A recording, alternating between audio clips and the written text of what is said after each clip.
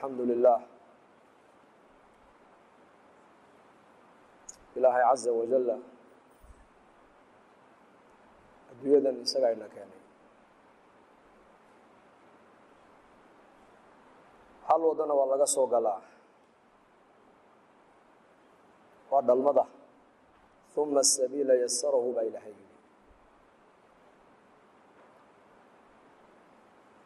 qof kasto adduunyadan jooga dariiqaas uu soo maray waa dariiqa laga yimaado waxa uu qofku adduunyada yimiday isagoo aan waxba wadan aqoonna aan lahayn asbaabta bini aadamku ay ku noolaadaan aanan wadan hadal aanan garanaynin oo jaahil ah qaraarkaas oo qaraar ilaahay xaqiisa ka yimid in adduunyada dariiqa laga soo galo qaraarka labaad waxa weeyaan ilaahay azza wa jalla uu go'aamiyay in adduunyadan laga baxo oo dariiqa dhimashada la yiraahdo looga baxo hebel baa dhintay macnaheedu waa hebel baa adduunyada ka baxay weeyaan qaraarka saddexaad waxa weeyaan adduunyada marka laga baxayo bini aadamku adduunyada waxba kama qaataan maalintii adduunyada ay soo galeen sidii ku yimaadeen faramanaan gacmo madnaan qaawani magac la'aan sidii buu qofku adduunyada maalintuu ka baxayan uu kaga baxaa ma maqal baan u malaynayaa qof dhashay oo magacii la dhashay qof kasta markuu dhashaa magaca loo doondoonaa محمد وبحي عبد الرحمن وبحي سعيد وبحي سعد وبحي maalintu qofka adduunyada dhiman uu ka baxayana magacii loo bixiyay adduunyada loola baxay uu ka hara magacaas waxa laga bilaabaa markuu dhintaba meydka qabrigiisa diyaariya meydka miskiidka nacashka uga soo qaada meydka kafanka u soo gooya meydka han aaskiisa u diyaar garowno reerkii iyo qaraabadii u yeedha meydka uu aaskiisa loo dareere magaciisa la hadal qaadi maayo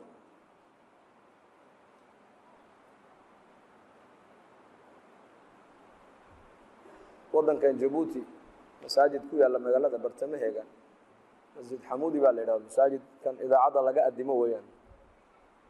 ninkay dhisay nin xadaram yabuha saalixa oo aqalladii uu lahaay oo dhan waqti buu u bixiyay markuu dhimanay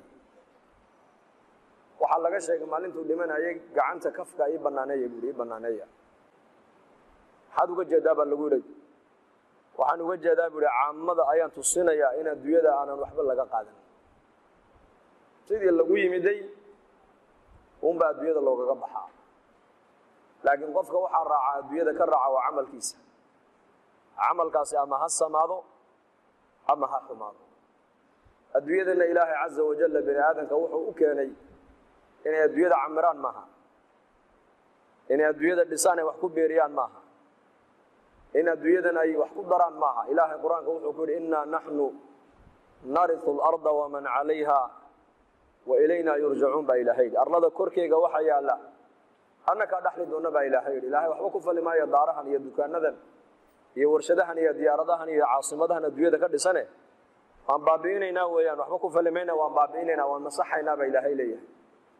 kuwa adduunyadan camiraya dhisaya dhaqaya dhalaya fikiraya dhismahayga ka fikirayana iyagoo qaaqaawan oo sidii adduunyada ku yimaadeen maalintii dhasheen ay u qaawanaayeen ayay adduunyada kaga soo baxayaan inuu soo noqon doonaan ba ilaahay marka adduunyada qofka laba shay mid uma ka raaca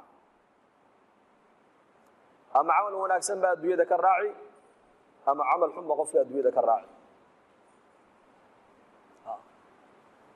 nabigeena alayhi salaatu wasalaam saxaabada way weydiiyeen man akyasu an-nas wa akramu an-nas ya rasuul allah dadka qofkeeba ugu aqli badan uguna karaamo badan nabi allah noo sheeg waxa nabigu yiri aktharuhum dhikran lil maut dadka inta badan geerida iyo dhimashada xasuusanaya ayaa dadka ugu aqli badan buu rasuulku yiri wa ashadduhum isti'dadan lil maut qabla nuzulihi inta mawdku ku soo degina waa kuwa inta badan aakhire iyo geerida u diyaar garoobaya ulaa'ika humul aqyaas dadkaas aqli badan buu nabigu yiri dhahabu bi sharafi dunya wa karamati al-aakhirah sharafti adduunyada taala iyo karaamadii aakhirana kuwaas la tagay buu nabigu kaleey salaatu wasalaam aqalku waa kaas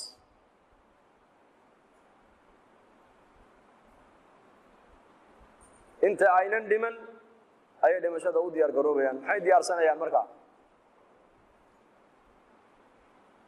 asbaabtay diyaarsanayaan maxay tahay iimaan bay diyaarsanayaan a'maal bay diyaarsanayaan diin bay diyaarsanayaan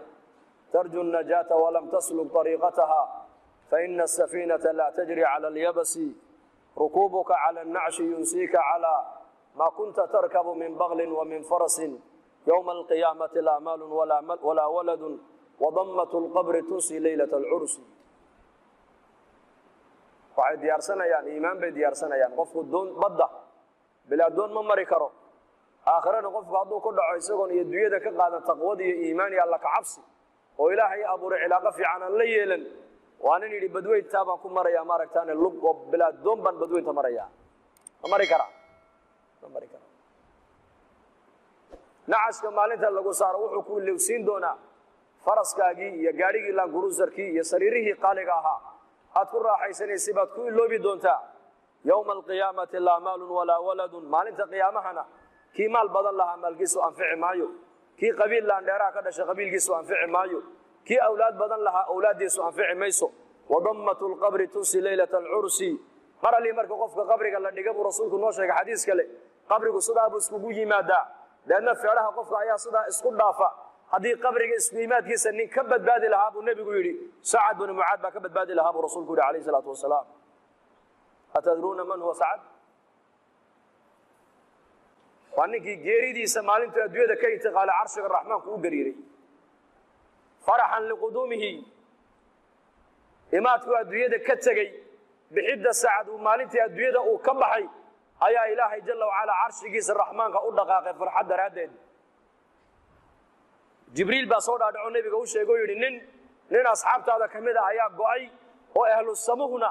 ay ku bishaaraysanayaan imaadku adduunyadii ka yimiday markaa buu nabigu sara ku yiri ya jibriil sa'ad bin mu'aad baan u malayn buu inuu go'ay deedna uu soo degdegay nabigu kaleey salaatu wasalaam ila saxaabada rasuulka kabihi ay gashaneen ay ka go'een markaas ay nabiga soo gaadheen markaas ila ya rasuulallah socodka waa nagu daalisay markaa buu nabigu yiri ha waa nagu daaliyay sidii xantala malaa'iktu ay ugu meydhay inay saacadna hortay u meydho ayaan ka cabsoonayo inaan saacad gacantayda ku meydhan soo degdegay buu rasuulku waxa uu jibriil ii sheegay buu yiri arshiga rahmaanku farahan isagoo ku faraxsan imaadka saacadu adduunyadii ka yimiday inuu arshiga rahmaanku u gariiray ayuu jibriil ii sheegay buu rasuulku markii janaazadii la soo saaray la qaaday munaafiqiintu yiraahdeen meedkan fududa markaasuu nabigu yiri ha oranina sida war ma haysan ininku 70,000 oo malag ayaa maanta arlada u soo daadagay maanta ka horna malaa'iktaasi arlada maynan iman Sa'ad bin Mu'aad janaazadiisa ka soo qayb galana weynil islaam rasuulku markii qabriga la dhigay nabigu wuxuu leeyahay qabriga isku imaadkiisa hadii shakhsi ka badbaadi lahaa Sa'ad bin Mu'aad ba ka badbaadi lahaa rasuulku وضمة القبر تنسي ليلة العرس هبينك أوه الرئيسي زفافك وهبين تاريخ لكو قرن وياه هبينك أوه الرئيسي نينك صودا اللي يراه قبل ديسا زوجة ديسا حلاشة والله أقل قليس أوه الرئيين هبينك هو هبين تاريخي وين لما يلوبو لكن اسكو إيماتك قبرك اسكو إيمانا يمارك أوه الرئيسي لكو ديقو هبينك أصلا لكو هالماما بود نينك شاعركو هاوي شعور تايا دارين كاسمانت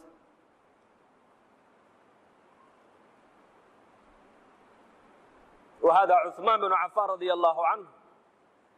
ذي النورين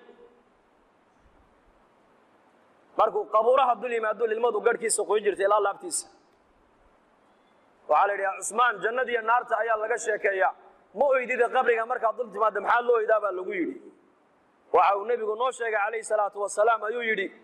qabrigu waa aqalada adduunyada ugu dambeeyo weeyaan waana aqalada aakhira ugu horeeya halka ninka ku nabadgalana nabadgelyadii runta u dambeeyay buu rasuulku yiri halka ninka lagu cadaabana cadaabkii weynaaba u dambeeyay buu rasuulku yiri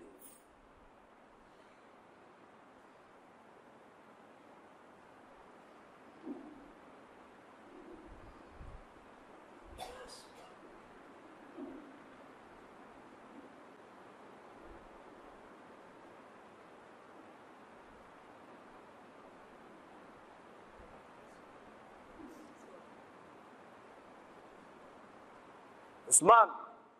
رضي الله عنه وأرضاه وصحابي جليل كهاية بيد إلهي كو امتحامي لو شيء إن الامتحامي يقولي من إسكا صبري عجيب beertii nebigu uu ku jiray buu albaabka loo garaacay nebiga Abu Muusa al-Ash'ari baa irid taagnaa markaasuu nebiga u sheegay ya rasuul albaabka waxa garaacay Abu Bakar markaasuu nebigu soo gal ka dhaa Abu Bakar jannada ugu bishaaree haddana Abu Muusa halkii buu fadhiistay haddana waa la garaacay waayo waa Umar waa ku soo idan qaadiye u kaadi ya rasuul Umar baa albaabka jooga soo gal ka dhaa jannada ugu bishaaree haddana waa la garaacay ya rasuul waayo waa Usmaan baa albaabka taagan u bishaaree janno balaayaa siibi doontana u bishaaree buu rasuulku yiri markii loo sheegay leeyahay nabigu jannana uu kugu bishaareynaya adduunyadana balaayo iyo masiibo kugu dhici doonta wuxuu ku jawaabay Allahu musta'an Allahu dad safka hore ku wada tukataan ama mid meelaha iska barjayo qaraabadiina hadduu laba jeer ku yiraahdo warniyo manaan baan kugu arkado baabur kula qalime ka waran waxaad oran waraadu noloshidaad ka xuntay idaay karqabatee Soomaa wad ka raacsan waa mid meelaha iska barjayo qaafila oo masaajidada iyo diinta Ilaahay cilaaqo la lahayn hadduu laba jeer riixu ku sheegaa saa u nixo qofsada u qarqaray ruuxba ku dhacaya Muhammad alayhi salatu wassalam saadiq al-masduq ba u sheegaya inuu balaaya adduunyada ku asiibi doonto waxa uu leeyahay hadana Allahu musta'an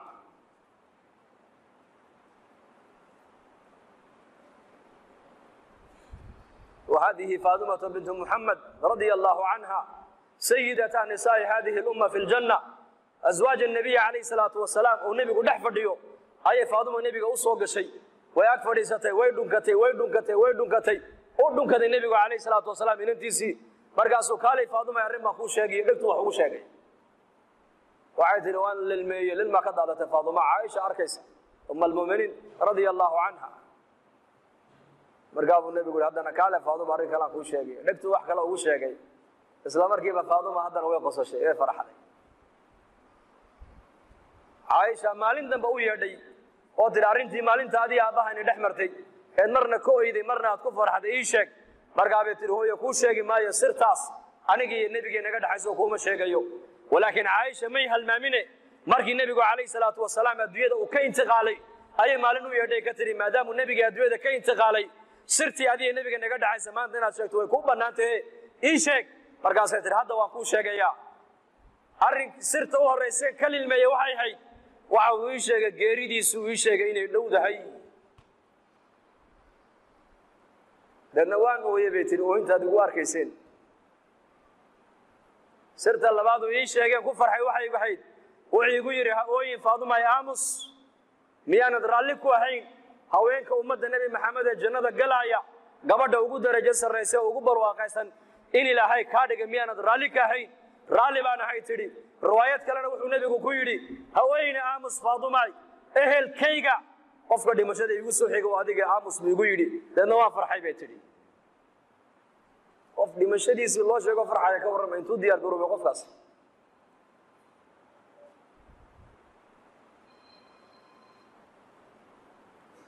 هشام بن عبد الملك ayaa u yeedhay Abu Hazim Yazid al-Raqashi وعودي سؤال ما كويدين بودا شيخ ما لنا نكره الموت هدانا نكو بقراء النهي محان دمشقة وكرهنا بولي دمشقة وكعب صناعي زمن كاس وتابع تابعينتي وقرونتي هرويا مدحض أمبا نولش أدوية الجعليدة عامة مسلمين تؤخر ذيني تقاب جعلايين ما أنت الزمن كأننا هي فقير كأن قريقي سعاوة وحباء عن أولين إنه آخرتك ديار بويا فقير حتى قوت اليوم عن هيسن هدي لي هذا آخرت ديار موتا ميبه ورن انتين هالكا فرد المساجد كجوكتا هدي هالكا هذا ملك وسلوتك ملك ويراد انتي ناس إلى هاي رالي بينيغا نقضي الباب دي جنة نوالي نيفري أيا وديار أي مكدا ينو قال هدي لي هذا كورب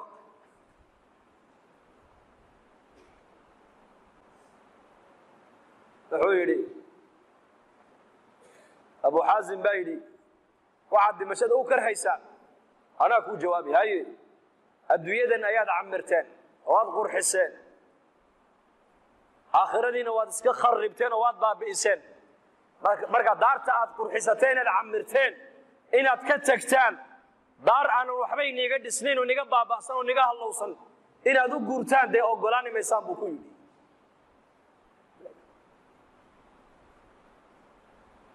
dadku goormay aakhirada jeclaanayaan goormay la kulanka ilaahay jeclaanayaan waa marka dadka acmaali ka horayso waa marka sahay ay ka horayso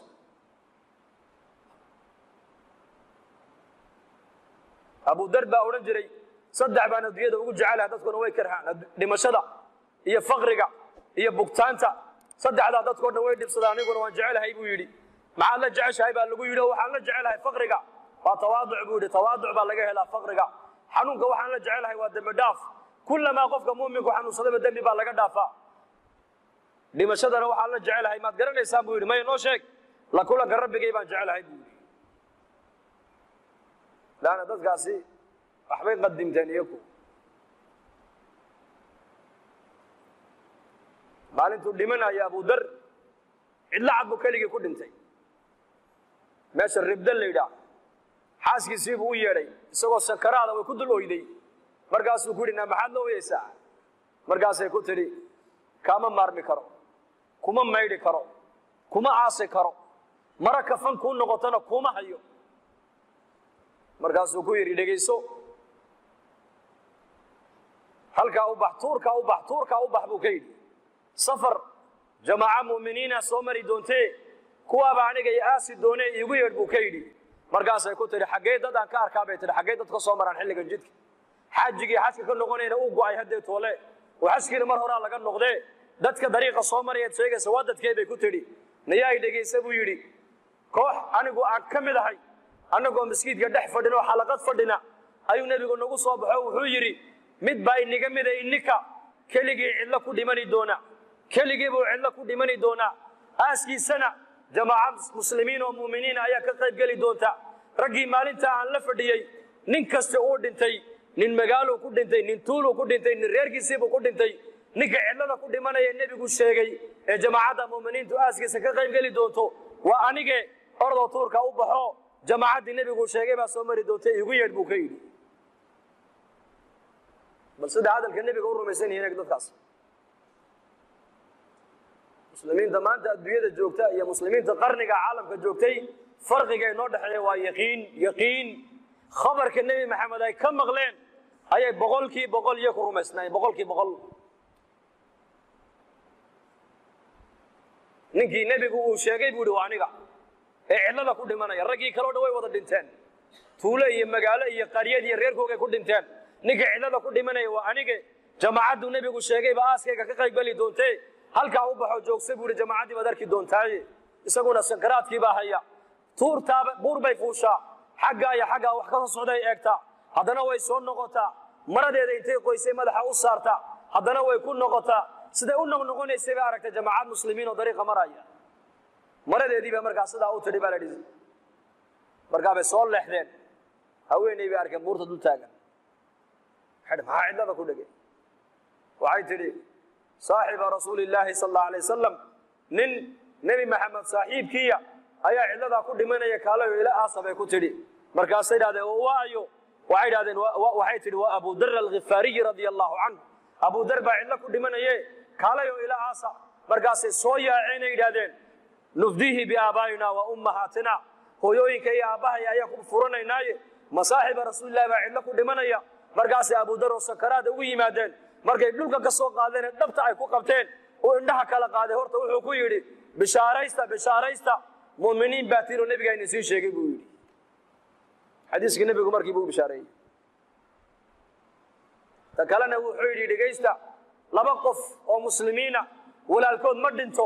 hadday u sabraan oo aynan u ooyin oo ixtisaabna ilaahay ajar ka dalbaan oo u sabraan addoonkaasi naar ma arkee waa niga dhimanayaa maanta oo cidlaa ku dhimanaya nebigaa i sheegee hay ooyine iska sabr buu ku yidhi arrinka saddexaadee nii sheeg waxa weeyaan mara kafan igu filan haddaan haysto iyadaa kafan layga dhigi lahaa laakiin ma haysto xaaskayguna mara kafan igu filan hadday haysana maradaabaa kafan layga dhigi lahaa iyaduna ma haysatee idhegaysta walaalahayo raggiina meeshaa maraya dowladda islaamka nin u soo shaqeeya hadduu inagu jiro dharka uu sitaa aniga kafan ha iga dhigin buu kafan ugama barin dharkaas muxuu dhowrayaa xaaraantu ka dhowrayaa jirkiisa inay taabato diin buu wataa taqwad buu wataa iimaan buu wataa zaad buu wataa zaadka uu aakhiro la tagaayo inuu ka boorooba ayuu diidan yahay innagana zamankan halkeen maraynaa waxaan ku cunin baa la cunaa ilaa wax walba cunta Soomaali gaajada un baa xaaraana bay ku odhanayaan gaajada un baa xaaraana kullu jismin nabata fi lxaraami fannaaru awlaa bihi jir kastoo xaaraan ku kora buu nebigu yidhi naarta u xaq loo cuni doonta buu rasuulku yidhi xaaraantu iska daa adiga ilaa oo shaawadaada taatiirsa shaawadaada way saameyn ubadkaaga xaaraanta taqwaduna awlaadda iska soo baxdaa warac awlaad buu ka soo baxaa lidaalika nin boqora quruntii hore ah ayaa qasrigiisa soo galay isagoo walwalsan xaaskiisii baa ku tiri maxaa ku helay boqor muslima buu ahaa mujaahid ah dowladihii ka dhisnaa bay ahayd bilaad alhindi wa sindi markaasuu yidhi inankeenii aan ciidanka u dhiibay ee mujaahidka ahaa ayaa la ii soo sheegay in la soo jebiyo laga soo adkaaday markaasay tiri warkaa sax maaha ku noqo sax maaha warkaa waxba kama jiraan bay tidhi ha lagu noqdo u yaaba boqorkii oo maxaad og tahay anu waxbaan ogahay bay tidhi 7 maalmood kadib haddana boqorkii qasrigii buu soo galay isagoo faraxsan xaaskii baa ku tiri maxaa helay maxaa dhacay maanta waa faraxsan tahay wuxuu yidhi inankeenii gaalada uu ka soo guulaystay haniimana uu soo wada uu soo galayaa maanta warkan dambaa saxa bay ku tidhi maxaad og tahay adigu waxay tiri waxbaan ogahay maxaad og tahay balii sheeg maalintii horena warkii hore waa diido warkii hore runtaa buu noqdo been buu noqdee waxay tiri inankaygaa curadee mujaahidka maalintuu calooshayda galay luqmad xaaraana afkayga inay gasho waa ka ilaaliyey bay tidhi markaan dhalayna ee naas nuujinta aan u bilaabayna markaan naaska nuujinayo waan u weysaysanayay bay tidhi ilmahayga ilmaha tarbiyadiisii halka aan ka soo bilaabay gaala sidee buu uga soo baxsadaa ma dhici karta bay ku tidhi xaaraantu saamayn bay ku yeelataa dadka bini aadamka ah lidaalika maanta muslimiinta cadadkoogu uu badan yahay laakiin tayadeennu way yar tahay maanta saxaabada rasuulkuna cadadkoogu uu yaraa laakiin maxaa badnayd tayadooda ay quality bay ahayd quality muslim quality bay ahayd laanna nebi maxamed baa tarbiyadiyey raggaas tarabbu biyadi nabiyi calayhi salaatu wasalaam fii masjid rasuuli calayhi salaatu wasalaam abu dar wuxuu ka cabsi qabaa jirkiisaasi maro xaaraan inay taabato inan yaroo ansaariya ayaa yidhi aniga go'aan degta aan ku sita maad arkaysa abu darow haa hooyadii baa gacanteeda ku toshay dowladaha jiray islaamkaana anigu amiir iyo beriidna uma noqone in ansaariya oo beerteeda wixii ka soo baxaan cunaa go'aana hooyadii baa gacanteeda ku samaysay buu yidhi maradaa kafan iga dhig buu yidhi haddaba waa yahe sidiisuu ku dhintay abu dar alghifaari radia allahu canhu ma yakhaafuun kama cabsoonayaan dhimashada bal waxay jeclaayeen daartan cidhiidhiga ee mashaakilka badan leh ee rafaadka badan leh ee macsiyadda badan leh inay ka intiqaalaan oo u intiqaalaan jannadii ilaahay u ballan qaaday caza wajalla waayo aakhira iyaku dadkaas wax u sii dhigteen iyaku adduunyadan iskamaan iman waa layna keenay innaka ujeedada laynoo keenana laynagama qarina waa laynoo caddeeyo ilaahay qur-aanku wuxuu ku yidhi watazawaduu fa ina khayra zaadi taqwa soo sahay qaata sahay la qaato waxa ugu khayr badan alla ka yaab imaam cali markuu fasiray taqwadda wuxuu yidhi hiya alkhawfu min aljaliil waalcamalu bitanziil waalqanaacatu bilqaliil والاستعداد ليوم الرحيل عبسده ومحي تقوده ومحي وإله الجليل كا وأفر لباتك ساعة لقى عبصون عدك لا كعبصون لأن عبسده وعباده جزء من العبادة ويان لك عباده وحاولنا قلنا كلية صلاة كلية عبسده وعباده محبته وعباده رجده وعباده الله بريده وعباده طال سارشده وعباده سجوده وعباده intaaba ilaahay ma ina cid kale ma mutaysan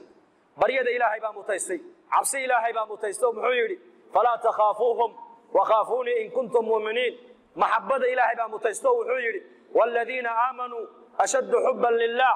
baryada ilaahay baa mutaysto wuxuu yidhi waidaa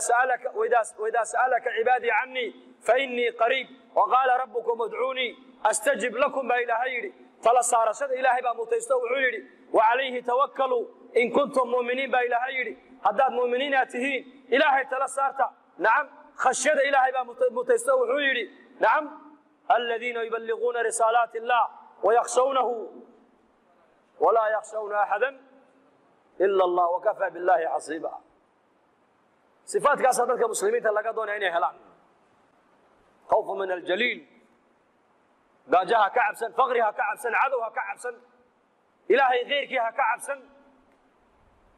adim wajhaka liddiini xaniifa qalbigaaga wejigaaga oo dhan waa inaad u jeedaysaa diinta xaniifka cid kale ha u jeesan xaggooga ha yaraado makhluuqu ha weynaado xarakaadkiisa sakanaadkiisa ilaahay buu u baahan yahay muusa calayhi salaam markuu ilaahay u gargaaraya waxaa lagu yidhi nacam faasri bicibaadii leylan inakum muttabacuun yaa muusa haddaad doonaysa fircoon inaan halaago waa hagaaga adiga iyo mu'miniintu habeen madow magaalada ka baxa baa lagu yidhi amar weeyaan reer bani israa'iil buu u sheegay fircoon waa u dhammaatay khalaas laakiin shardi baa ka horeeya shardigee baxa ila baxa isoo raaca buu yidhi amar baan qabaa amarkaa fuliye bas sida ilaahay fircoon iyo ciidankiisa ka falana waad arki doontaan inaku bas ambiyadu amarka ilaahay bay ku socdaan iyagu mushaahadaadka ma aaminaan waxay la socdaan khabarka samaday ku xidhan yihiin nabiyadu mushaahadaadka gaaladaa aaminta munaafiqiinta aaminta mu'miniinta muslimiinta waxaa la rabaa inay ku xisaabtamaan muqayabaadka amarka ilaahay inaan qaadina laynaga rabaa innaka nidaamka caalamkana gacanta ilaahay buu ku jiraa gacan kale kuma jiro gacantuu ku jira sheegade gacantuu ku jira gacanta ilaahay caza wajal amarka ilaahay baa iska leh muusa calayhi salaam habeen madow buu saaray qoomkiisii khuruuj baxa fa asri bicibaadii addoommahayga dheelmi baa laga yidhi dheelmi habeen madow saar qofkii cudur daartana wuxuu ku lahaa na raaca ha hadhina maanta arrintu fadhi ma joogto maanta fadhi ma joogto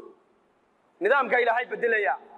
nidaamka in la bedelana wuxuu ilaahay shardi uga dhigay inaad wada baxdaan magaalada faaruqisaan maxaa ka dambeeya ma garanay waxa ka dambeeya aniga amarkaasaa la amray bas inaad ila socotaan ama waxa amarkaa ka dambeeya aniga shaqadayda maaha ani shaqada ii taalla waxa weeyaan inaan amarkaa fuliyo inaguna raacdin baa laynaga doonayaa bas 640,000 baa lagu qiyaasay muslimiinta nebi muuse maalinta raacsanay oo u badan haween dad gagaboobay iyo wiilal yaryar iyo ubad yaryar raggu way ku yaraayeenba fircoon baa waagii markuu baryey ayuu arkay magaaladii misr oo xaggii reer bani israa'iil deganaayeen cidba deganayn markaasaa la yidhi aawey waxaa la yidhi xal u baxay muuse iyo muslimiintii xalay magaalada ka baxeen adiguna waxaad ku tashanaysay in qof muslima adduunyada lagu reebin soo maaha waadigii lahaa daruunii aqtul muusa walyadcuu rabbahu inii akhaafu an yubaddila diinakum aw an yudhira fi lardi alfasaad sooma lahayn muuse uu maqlay hadalkaagii uu kaa baxsaday baa lagu yidhi markaasuu annaga inaga cadhaysiiyeen soo baxa haddaba magaalada waxaad kaga timaadaan haweenka keliya kaga kaalay bas kam tarakuu min jannaatin wacuyuun wazuruucin wamaqaamin kariim wanacmatin kaanuu fiiha faakihiin kadalika waawrathnaaha qawman aakhariin fircoon sibuu doonayaa rabbulcaalamiinkuna sibuu doonayaa kee socon faraaciintu zaman kasti way joogaan caalamka ma dhammaadaan laakiin dariiqatu najaa dariiqada lagu badbaadaayo ee muslimiintu ku badbaadayaan 26 juz ayaa ilaahay kaga warramay nebi muuse fircoon wixii dhex maray 26 juz ka tiriya qur-aanka ayaa lagaga warramay maa jaraa bayna muusa wa fircawn wixii dhex maray muuse iyo fircoon 1,600,000 buu ku soo baxay baa la fircoon waliba 600,000 baa la yidhi maroodiyaal bay fuushanaayeen milyankuna way lugeynayeen waxa loogu talagalay 20 ninba inay qof qabtaan ay bireeyaan say u socdeen labadii ciidan baa sarkab ilaahay falamma taraa al-jam'aan jamaacatu Muusa xagga dambe eegaan waxay arkaan fircoon ciidankiisii oo gadh ilaa ka gadh soo xidhay xagga hore eegaan waa bad xagga dambena waa jeesho fircoon xagga dambena waa mawdkii casa xagga horena waa mawdkii madoobaay waa badii bayna mawtayn mawt al-ahmar ya mawt al-aswad walakin Muusa alayhi salam ظاهرك كما سعد نبيgu wuxuu ku socdaa nidaamka qaybku cilaaqa la leeyahay mushaahadaadka nabiyadu kuma ta'athuraan akhbaarta bini aadamka nabiyadu kuma ta'athuraan nabiyadu waxay ku ta'athuraan khabarka samada ka yimaada bas qala ashabu Musa inna lamudrakun banu Israa'iil iimaankoodu ضعيف لماذا لأن iimaankoodu wuxuu ku binaysnaa cibaadaha cibaad مجاهدين يا دعاة يا مضحين للدين ماهرين عباوة عبادة سنين مساجد عمرين نبي موسى دقي سنين نعم عبادة يا هاي الدين شغلوا عبادة هاي أما نكا ومدى دعوة قارسين ونستحينا يا موسى هارون لما داس الدعاء هاي بالله لذلك موسى عليه السلام أريد مركي أتكاتي وحوري دقيسته ما صار موسى سنرم قال كلا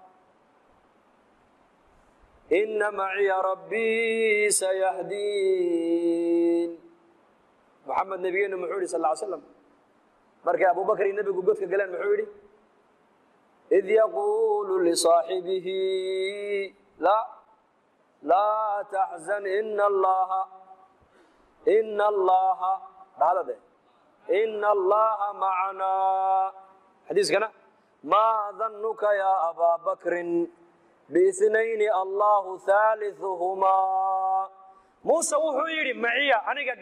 قار وحي لجر إلهي قار بإلهي إلجر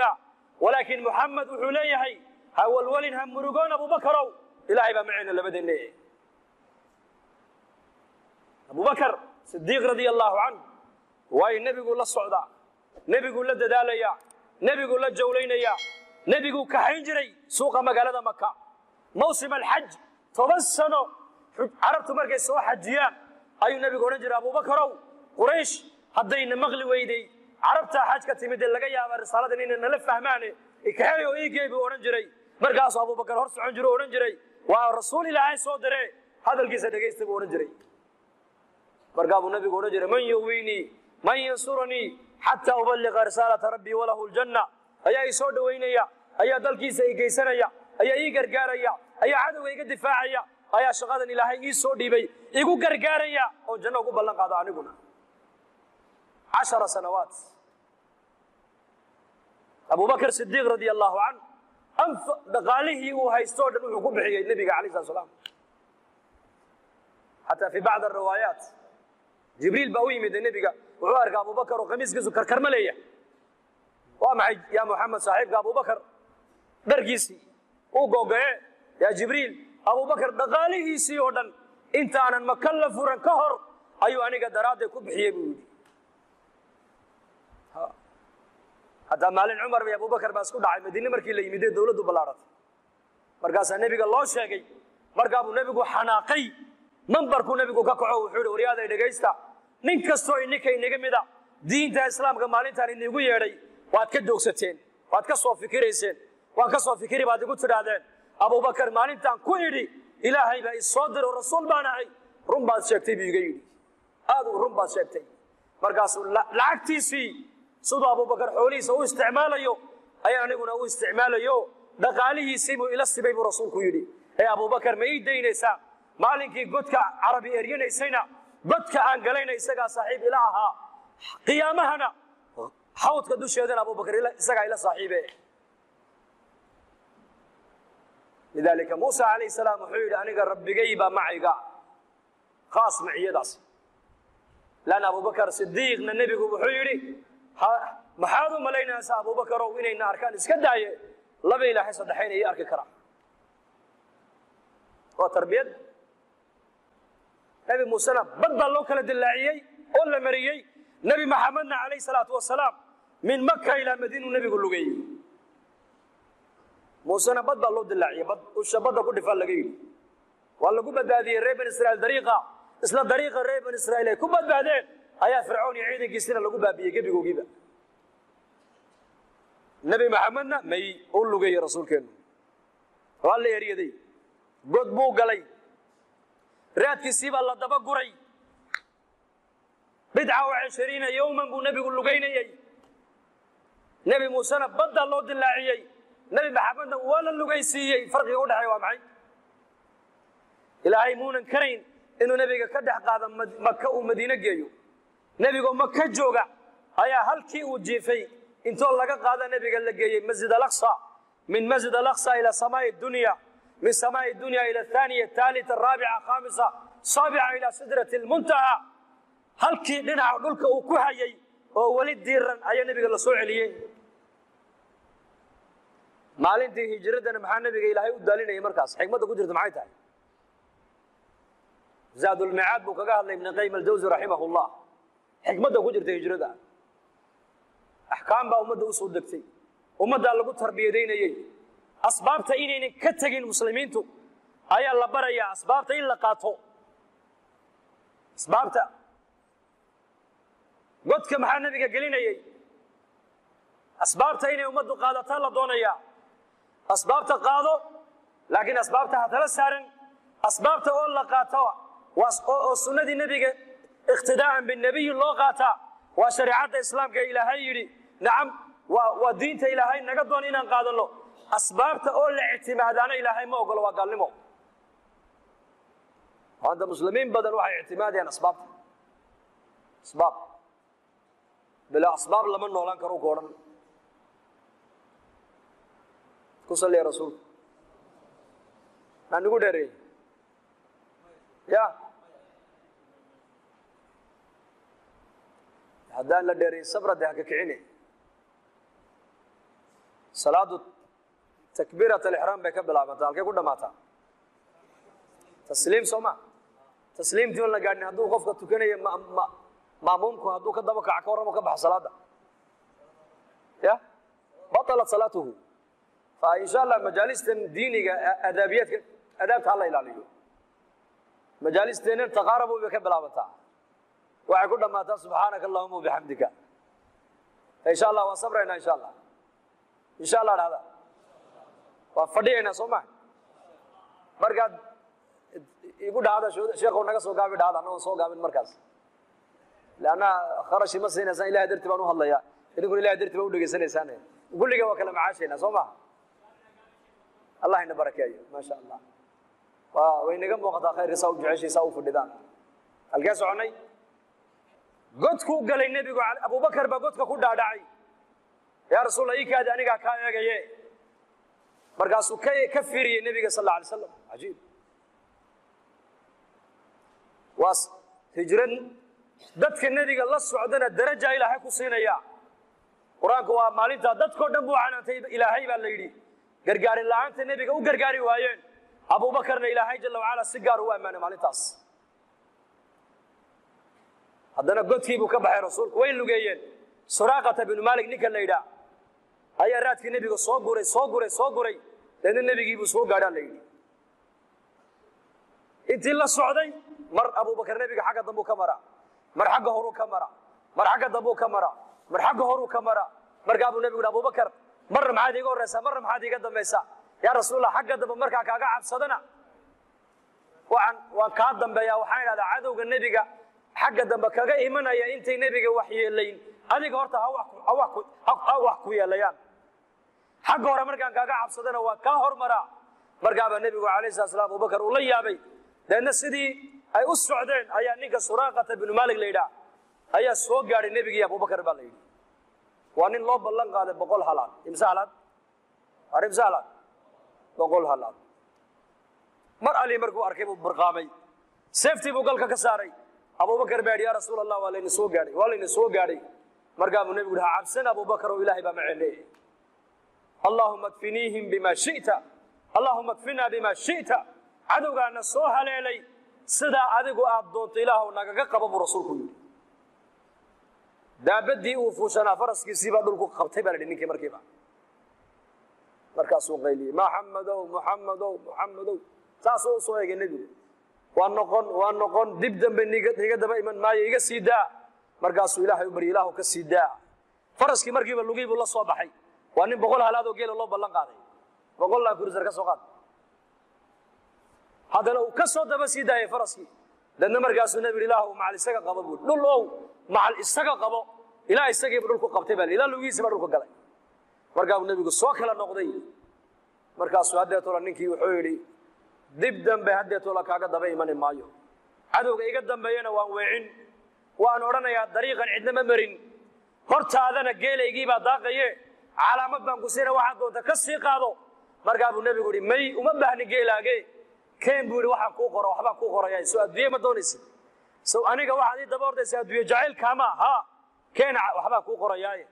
saan buu markaa u soo saaray berigaa saan baa wax lagu qoran jiray wuxuu u qoray nebigu baa la yidhi siwaaraya kisra boqorka kisra carshiga markuu dul fadhiisto kursigiisa boqortooyada gacmo waxa uu lahaa dahab oo halkan yaalla gacmo dahaba labadiisa gacmood buu sidaa markaa u dhex gelinayay xaraga iyo kibir labadaa gacmood uu boqorkaa leeyahay dahabka suraaqata binu maalik baan u qoray buu rasuulku yidhi deedna uu iska socday rasuulku ilaahu dhulka ka sii daa waa la sii daayay uu iska noqday khalaas saantii buu duuduubtay halkaa buu gashaday haddeetoole cajiib raggaasi carabtu moogtahay madiinu makuu iska yimiday quraysh buu ku yidhi war ma arag anu maxamed ma arag waan waayey daaya madiinuu yimid ee u islaamay ninkii wuxuu bilaabay safaradii nebigu galay o dhan inuu la baxo jihaadka haddeetoole yujaahid fii sabiili illahi caza wajal khilaafata cumar bnu khadaab radia allahu canhu ayaa la keenay siwaaraya kisra boqorkii kisra dowladdii furus maalintii sacd ibnu abi waqaas ciidankiisu maalintay dumiyeen ayaa cali bnu abi aalib iyo cumar oo meel fadhiya magaalada madiine dibaddeeda fadhiya ayaa la soo mariyey baqal baa lagu keenay gacmihii kisra kursigii kisra khasaa'intii kisra oo baqal lagu jiidayo markaasuu cumar bnu khadaab uu yaabo wuxuu yidhi yaa abalxasan ragga dahabka intaa la eg ka keenay furus ee noogu keenay madiine waa rag ammaano leh markaasuu abalxasan baa yidhi annaku iyo kan la yaabi mayna buuhi waayo adiga ayaa dhowrsoonaado hantida ummadda ka dhowrsoonaadee haddii amiirku uunan hagaagin raciyadduna ma hagaagteene islaaxa aad ku arkaysa raciyadaada adigay kaa bilaabato adiga ayaad karaamadaas kale buu ka yidhi cumarow madaxdiiba hagaagtay wallaahi suma wallaah horumarka ay gaadheen asxaaba muxamed calayhi salatu salaam lama gaadhi karayo taariikhdaas lama gaadhi karayo haddii cid kastoo timaada ma gaadhi karayso abubakar iyo cumar iyo saxaabadii rasuulka halkay gaadheen madaxdiisa cumar markuu talada u dhiibayo 3 buu kula dardaarmi jiray 3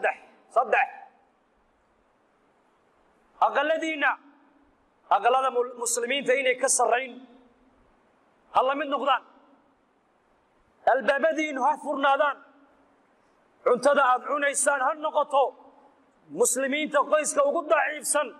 cuntaday cunayaan tiinula ha la mid noqoto buu jiray cumar ibnu khadaab maantana innaka mar alli markii adduunyadu noo biirto gaadhigaan bedelaynaa oo gurigaan bedelaynaa oo mobeelkaan bedelaynaa oo hadalkaan bedelaynaa oo qayli markay lacagta u biirto ya allah ilaahu naastur tawaaduc saxaabada rasuulku wixii adduunye ee guryahooga timiday dharkoogii may bedelin aqaladay deganayna may bedelin wallahi may bedelin cumar bnu khadaab baa u yeedhay siwaray kisra ay keena ma keenteen suraaqata bnu maalik baa le u geeyey nebiga u ballan qaaday u geeye buu yidhi suraaqata bnu maalik oo aqalkiisii fadhiya oo cibaadaysanaya ayaa loo keenay gacmihii kisra oo la yidhi waa kan arrintii nebigu ku ballan qaaday qaado markaasuu yidhi kisraba anfici waaye maanuu anfacayaa buu yidhi baytalmaalka muslimiinta dhigoo ummadda siiya buu yidhi innagana maanta adduunye yar hadday noo timaado muslimiinta salaadii bay ka kaxaynaysaa cibaadadii bay ka kaxaynaysaa khayrkii bay ka kaxaynaysaa hor adduunyadu qiimo ma leh diinta ayaa qiimo leh salaada ayaa qiimo leh cilaaqaadka ilaahay aan la leenahay baa qiimo leh walaalayaal waa inaan diinteenna ku qanacnaa maxaa muslimiintu maanta badaha ugu dhammaanayaan iyagoo ashaadanaya kitaabkay ku taallaa arsaaqada la yidhi Oroba iyo Maraykan bay taallaa wa fi samaa'i rizqukum arsaaqada dhulka laguma sheegin samada lagu sheegay arsaaqada inay ka timaado majlis uu nabigu fadhiyo ayuu nabigu asxaabta sidaa ku yidhi waxaan arkayaa buu nabigu yidhi madaa'in alciraaq ciidankii muslimiinta oo madaa'in alciraaq furtay oo gabadha shiima bintu buqayla la yidhaah ee boqorka la dhalatay oo masar madow madaxa ku wadata oo baqasheedii fuushan iyo gabdhihii u khidmaynayeen hareeraha ka socdaan ayaa ciidanka muslimiinta gacantooda soo gasoo arkayaa buu rasuulku yidhi khuraym binu fatik saxaabiga la odhan jiray ayaa sare ku yidhi nebi allow ciidanka maalintaa furanaya madaa'in alciraaq haddaan ka mid noqdo gabadha ay iga hor timaado gabadha aniga hallay siiyey inta goori goortaa imikadan buu yidhi cajiib markaasuu nebigu yidhi adigaa iska le muxuu yidhi adaa iska le buu yidhi gabadhaas raggii ag fadhiya markiiba egtay markhaatiyo weyn mogtahay laba ninoo ag fadhiday buu horyaada markhaati ka noqda haddaba arrinkaas bal sida khabarka nebiga ay ugu kalsoon yihiin dadkaasi eega innagana maanta muslimiintu xaya cala salaa kuma kalsoono salaadii baa la adimayaa suuquna waa macmuur maanta xaya cala alfalaax war liibaanta xaggeega u kaalaya baa la leeyahay salaada liibaan uma arkaye maqaayada iyo dukaanka uu furan xilligaa ayuu u arkayaa inuu ku liibaanaya xaajadiisa ku daboolayo yaqiinteennu waxay noqotay waxaan arkayno yaqiintoodu waxay hayd hadalka nebiga iyo ilaahay ay ka maqlaan bay ku kalsoonayeen iyagu intaqala nabiyu calayhi salatu wasalaam nebiga adduunyada uu ka intiqaalay saxaabigii arrinkii nebigu maalintaa u ballan qaaday u haysta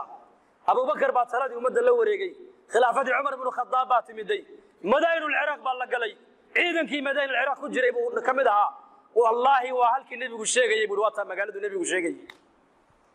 ciidanka khaalid baa wata waa la jebiyey gaaladii gabadhow sideediiya faraskii fuushan masarkii nebigu ku sheegay wadata baqal cad bay fuushan tahay masar madow bay wadataa gabdho u khidmaynaya la socda khaalid baa loo keenay saxaabigii baa sare kacoo yidhi yaa khaalid hiya liya buu yidhi tan anigaa iskale buu yidhi tan kuma jirta buu yidhi khaniimadaad qaybinaysaa tan anaa iskale khaalid baa yaabay see ku yeelatay waryaa ma sunnaa nebigaad khilaafaysaa may tan nebigu aanu ii ballan qaaday buu yidhi goorma maalintii caynkaasuu nebigu ii ballan qaaday wuxuu yidhi kuma siinayo ilaa maragaad la timaada mooyaane laba nin oo labaduba ay ahaayeen ansaar muxamed baa labadaba la kala odhan jiray labadii nin buu soo kaxeeyey khaalid buu u keenay annagaa ka maraga bay yidhahdeen nebigu inuu ballan qaaday gabadhaas waa hagaaga iska qaaday buu yidhi khalaas khaymadiisii buu la tegey waa gabadh la dhalatay boqor kam gabadha imse barwaaqaysan tahay walaalkeed cabdulmasiix oo markaas sulxi qaatay oo macal ciidankiisii isdhiibay oo jizyadiina oggolaaday ayaa khaalid u tadarrucoo yidhi khaalidow mar haddaa sulxigii qaadanay gabadha walaasha ee boqoradda ii soo celiyey buu yidhi waxaad doontiina lacag waa nisiine khaalid baa yidhi gabadhaa hortay baa la bixiyo nebigaa sii bixiye ninkaa halkaa jooga ayaa gabadhii qaato halkaabay isagaa la wareege isaga la soo heshii markaasuu u yimiday wuxuu gabadhaasaan la dhashay buuhi boqorkii baan ahay waan isdhiibay gabadhaa ii soo celi lacag waxaad doontana sheego markaasuu fekeray wuxuu yidhi 10 min 100 10 imsa waa imsa 10 de kun shilin de wuxuu 10 min 100 kee buulo lacaga u yaabay ninkii markaas 10 markaas naam 10 u yaabay ma 10 min 100 ha 10 min 100 gabadha markaa baa ku siin markiiba uu soo saaray lacagtii buu siiyey gabadhii iyo waxay wadato dhan uu ku wareejiyey saxaabadii baa ninkii u timid oo la yidhi lacag intee leeg baad ku furatay gabadha de 10 min 100 ma 10 min 100 ha waa kun weeyaane xisaabintaa ka badan inay jirto ma baaqaani buuhi anigu xisaabta adduunyada may oqoonin laakiin sida ilaahay wax looga qaatay iyo ku yaqaaneen innaguna maxaa naqaanaa maanta keenna miiga jooga kalkulateer buu ku sitaa jeebadda ka miiga jooga xoolaha leh neefka 70 buu marayaa 35 waa kaadhiga kiradiisii maxay waa ka miiga jooga yaqaan ka miiga jooga yaqaan xisaabta keenna magaalada joogana maxaad u malayn asxaabta rasuulkana xisaab may oqoonin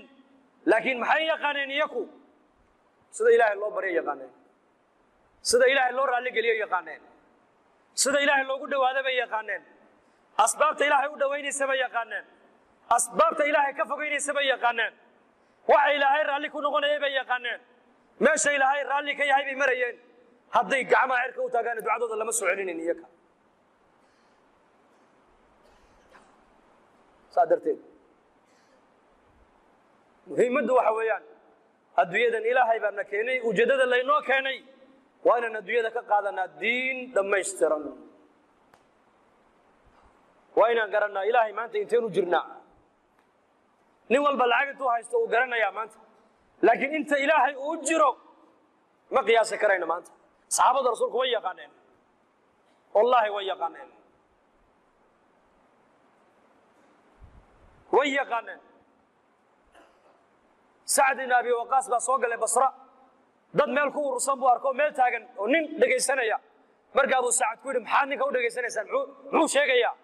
waxaa la yidhi abubakar iyo cumar buu caayaya ma abubakar iyo cumar buu caayo dhegaysanaysaan de markaasoo loo baneeyey sacd waryaa buu yidhi maadaa abubakar iyo cumar caayi kara waan caayi waxaabay sameeyeen iska daldal zindiiq buu ahaa war dadkaas ilaahay baa raalli ka noqday camalka ogina way la tageene ka daa dadka cayda ka dhaaf buu iska daa ka daa cayda war waan caayi oo dhibaatay noo geysteen oo caynkaasoo markaasuu war cayda waad ka dayn oo waad ka dayn buu yidhi wa ilaa wallaahi haddii kale waan ku habaari buu ka yidhi habaarkayguna dhulka uma dhaca buu yidhi markaasuu yidhi waan ku habaariya nebi baa tahay buu yidhi bal habaarkaaga soo sii daa saasuu hadlay sacad bin abi waqaas wuxuu yidhi intuu gacmaha cirka u taagay buu ilaahayow ninka abubakar iyo cumar caayaya inaad abubakar iyo cumar raalli ka noqotayna waan raalli baan ka nahay ilaahay adaa noo sheegay oo nebigaagii baa noo sheegay oo in janno loo bishaareeyey mubashiriin ahaayeen nebigaagii baan dhegahaygaa kaga maqalle jamaca halkaa jooga intay kala dhaqaaqin ilaahu ninka aayad iga tus buu yidhi wuxuu yidhi neef geela oo shilis oo meelay ka timid la garanayn unbaa dhulka sidaa uga soo baxdaa layidhi dadkii baa sidaa u kala jeexday isagii intay u tagtay siday harraati ula dhacaysay naftu kamay tegin ilaa naftu ay kaga saartay mooyaane naftii markay gaw ka tiri ninkii iyay hashi oroday baa layidhi waa la daba yaacay geed bay sidaa uga daba wareegtay meelay martayna waa la waayey markaasuu sacad bin abi waqaas yidhi alxamdu lilah ilaaha waxaan ku mahadiyaa buu yidhi hee dadkaasi iyakoo cuqdad abubakar iyo cumar aan u qaadin intay meesha ka dhaqaaqeen baan ku mahadiyaa buu yidhi leanna aayad bay arkeen khalaas inta ilaahay ay u jiraan iyaku way garanayeen iyaku leanna tarbiyadda nebigay ka qaateen alayh salatu wasalaam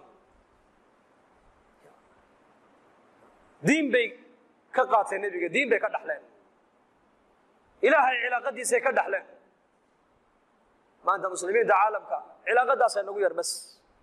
wax kasta muslimiintu maanta way haystaan asbaab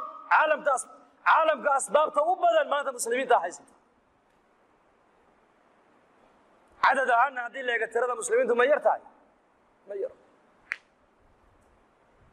laakiin tayadeennii baa yar maanta saa darteed bay culimmadu leeyihiin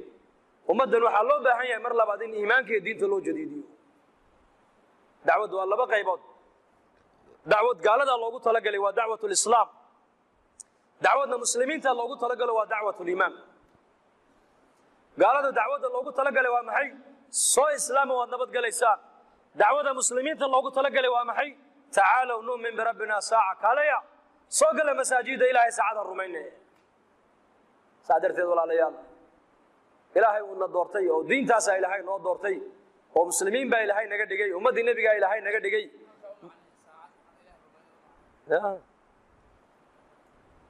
tacaalow nu'min birabbina saaca cabdullahi bin rawaxa odhan jiray soo ma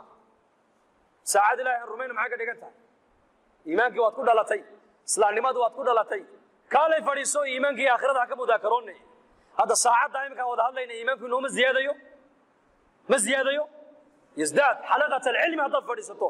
cilmi iyo iimaan iyo taqwad baa kuu ziyaadaya sidaasoo kale ummadda loo baahan yahay maanta in ummadda iimaanka loo jadiidiyo jadiduu iimaanakum baa nebigu yidhi iimaankiina jadiidiya saxaabadu waxay dhahaan kayfa nujadidu see iimaanka loo jadiidiyaa akthiruu min qawli lam yaqul nabigu ma odhan dikri wuxuu ihi qowl waman axsanu qawlan qowl haddaad maqasho waa dacwad akharu min qawli laa ilaaha ila allah dadka iimaanka ugu yeedha dadka aakhirada ugu yeedha dadka ilaahay uga sheekeeya dadka manfacada diintu ay leedahay uga sheekeeya dadka camalka saalixa uga sheekeeya dadka qiimaha salaadu leedahay uga sheekeeya maanta meel kasta oo aad marto waxaa lagu hadalhayaa maanta manfacada adduunyadu ay leedahay soomaali innaka khaasa haddaan nahay islaamnimadii iyo qabiilka midkii agteena power weyn maanta ya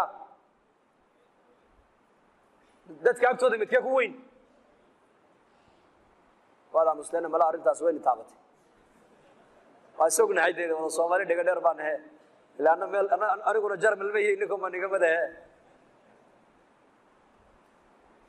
ficilkeeni xataa wuxuu noqday qabyaalad inuu ku ficiltamo qofka muslim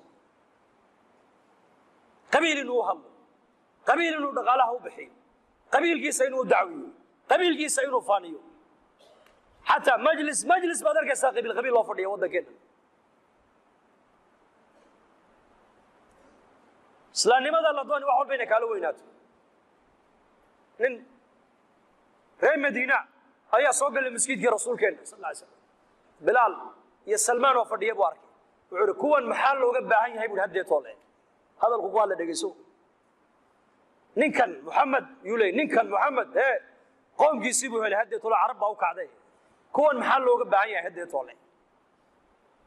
mucaad binu jabal baa maqlay hadalka halkaasuu mucaad ninkii qabtay markaasuu nabiga u keenay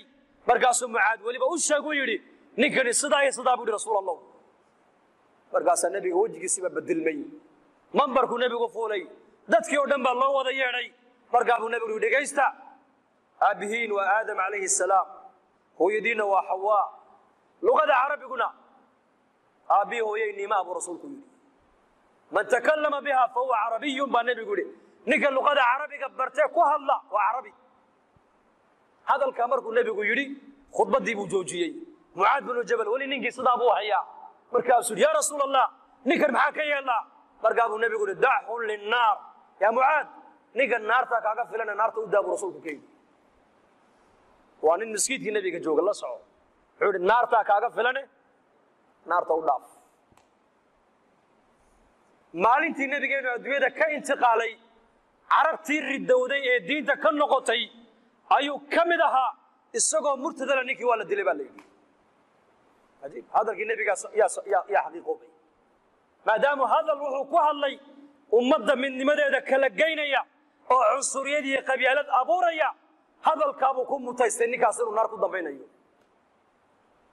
innagana maanta qaadhaankaan bixinaa soo maha qaadhaanka reerka war qaadhaankii reerka waxaa la doonayaa maanta qaadhaankii diintaa la gurayaa maanta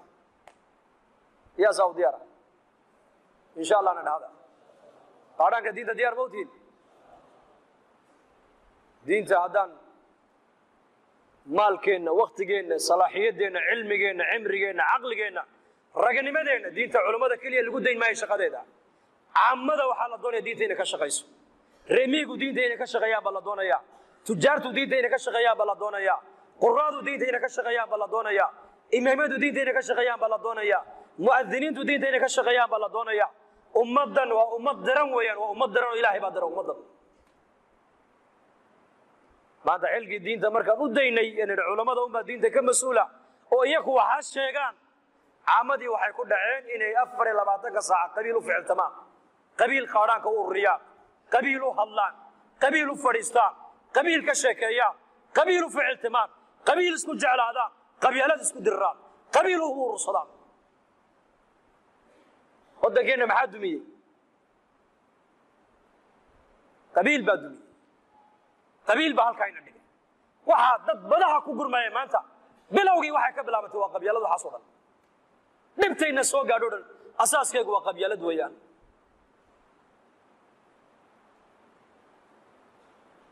waana shayga keliya yuhuuddu ay fikireen ay yidhaahdeen islaamnimada muslimiintu maxay ku bedelan karaan qabyaalad bay ku bedelan karaan deedna islaamnimada halkeegii qabiil baa lainoo geliyey waa la soo kala googooyey carab deedna qoys baa maanta ummaddii loo kala googoynaya qoys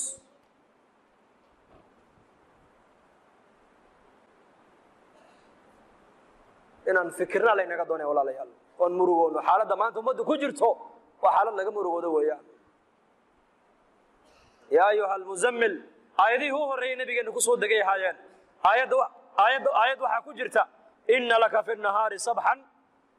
طويلا ما كي كسود دقتا آيات داس مقالة ما كبض ملئ نبي وحا الليلة هاي مالنتي وحا كوية كاتي ضبال دير با كوية كاتي حقو ضبالنا يا نبي ما كبض ملئ دادك دح ضبالو ويا دح سعو شخص كخير بدن عالم كنبي محمد مو صومري ما صومري دونا مي شخصك كرامة إلهي سيئ خيرك إلهي سيئ ما يندتك وتجا أيا مناسبة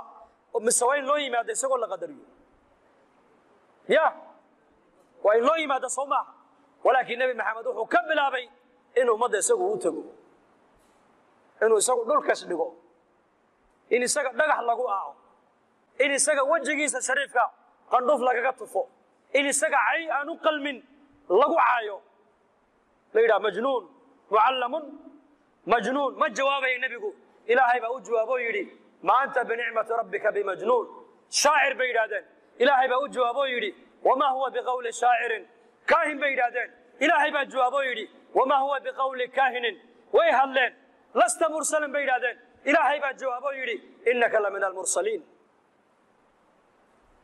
اليد النبي اليدين أيام النبي ما جوابه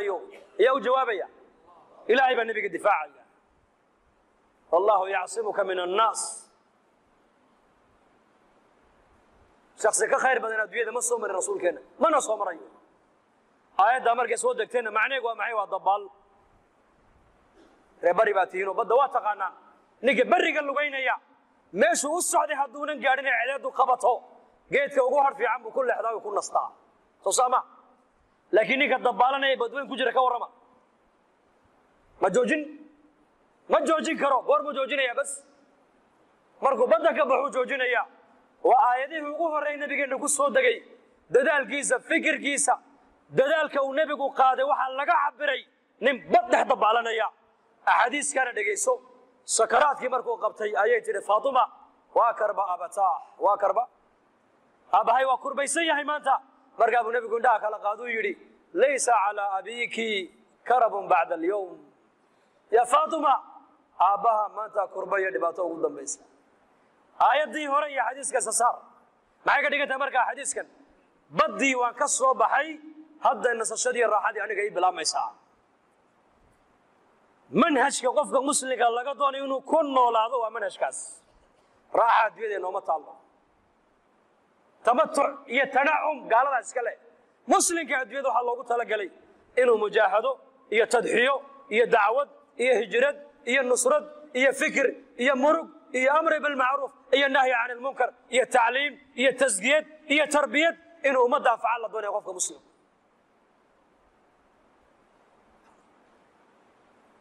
ذلك أسأل الله لأنك دون يمان تهينا كنا